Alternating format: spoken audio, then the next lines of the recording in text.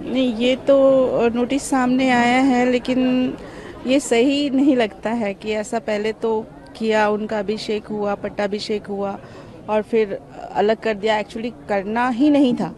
जब ऐसा कुछ था तो करना ही नहीं था, पहले सोच लेना चाहिए। लेकिन किसी को भी इस तरह से निष्कासित करना ये सही नहीं है। और लक्ष्मी नारायण त्रिपाठी जी तो काफ़ी पुराने हैं, तो हम लोग उसके समर्थक ही हैं, हम लोग उनको समर्थन करते हैं। ये गलत है, ये नहीं होना चाहिए था।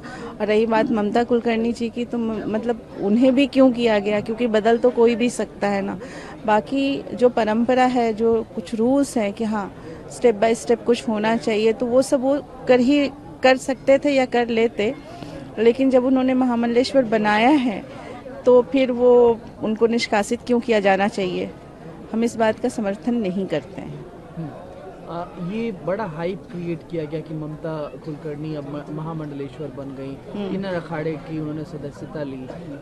तो इस पर भी बड़ा प्रश्न चिन्ह खड़ा हो रहा था। आगे की क्या प्रक्रिया रहने वाली है? अखाड़ा परिषद अध्यक्ष महंत रविंद्र पुरी जी ने कहा है कि ये गलत है, हम लक्ष्मी नारायण त्रिपाठी जी के साथ खड़े हैं, वो आगे का स्नान करते रहेंगे, ऐसा उन्होंने कहा। जी, बिल्कुल सही कहा है उन्होंने, और ऐसा ही होगा। बिल्कुल सही कहा है उन्होंने।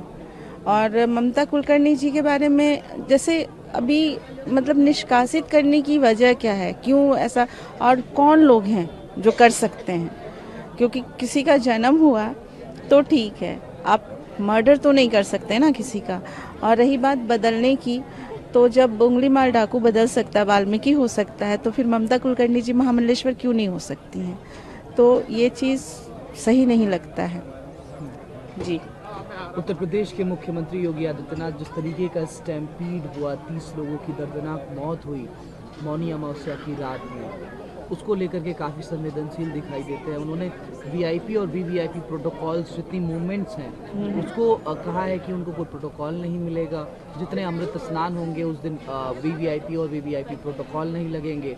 तो इसको लेकर के किस तरीके से देखती है? हाँ, ये सही है, क्योंकि इस बात का तो सबको, सभी अखाड़ों को सब बहुत दुख है, खेद है कि बहुत बुरा हुआ जो दूसरे स्नान के, अमृत स्नान के टाइम पे हुआ, और सबको बहुत दुख भी है।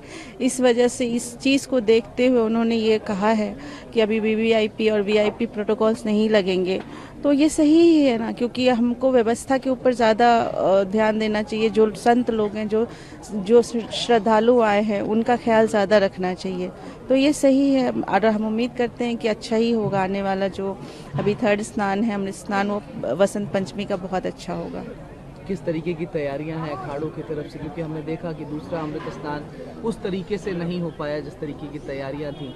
काफ़ी तैयारियां थी मौनी अमावस्या के स्नान को लेकर के। हाँ, वो एक दुख है, और उस दुख से ज़्यादा ये चीज़ और कॉन्शियस हो गए हैं, और कॉन्शियस की एक चीज़ जो नहीं हो पाई, उन लोग के जाने का, जो श्रद्धालु लोग गए हैं, जो स्टैम्पिड हुआ, उनके जाने का वो दुख है। इस वजह से और कॉशियस हो गए और चाहते हैं कि उस दुख को, हालांकि वो कम नहीं हो सकता, लेकिन फिर भी अब ये अगर बहुत अच्छा आ जाए तो थोड़ा सा कवर अप हो जाएगा। तो इसलिए कुछ खास और अच्छे से हम इसको लास्ट कर सकें, तो क्लाइमेक्स अच्छा होगा तो अच्छा ही होगा सब।